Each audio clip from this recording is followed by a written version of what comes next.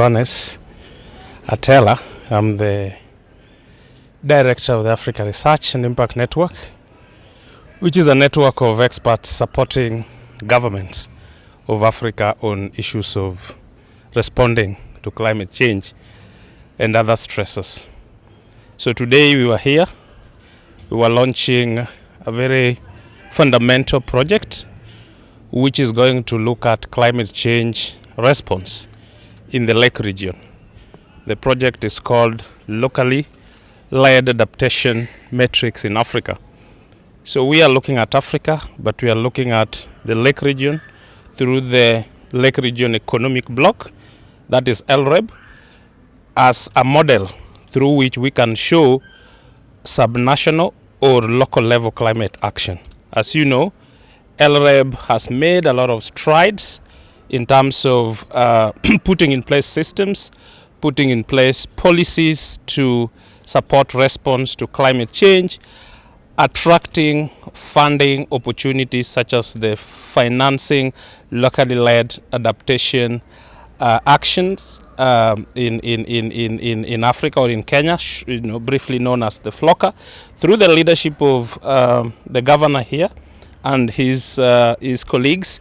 We have seen a tremendous development in terms of setting those systems. Now that we have the systems, this is the time to act now and move things from just the policies and the frameworks into actual interventions that can change the lives of people on the ground, the lives of communities who you and me know have been suffering the impacts of climate change. You're aware LREB communities in these 14 counties depend on rain-fed farming as the major source of their livelihoods.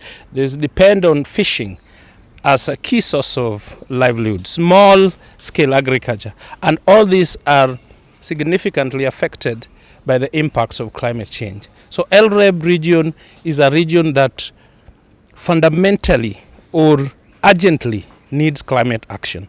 And this is why we are launching this project today, which is going to work with everybody. We are going to work with communities, we are going to work with the policymakers, we are going to work with all the 14 counties to understand what are the opportunities to support adaptation or to support response to climate change. How can communities respond to the impacts of climate change? What do they want to see?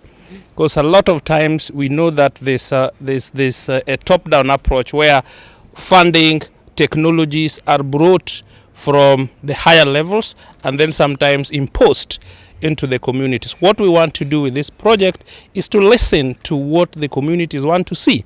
What is their vision? What is their experiences? What is the indigenous knowledges that they have?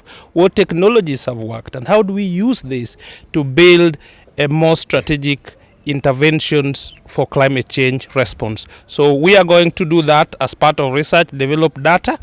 Then after that, work again with all the stakeholders to develop what we call bankable projects. So bankable projects are practical interventions that are actually implemented at the local level to really support coping or adaptation to climate change. So they can include interventions such as climate smart agriculture, safety nets that can support our vulnerable communities, and we need to develop this collectively.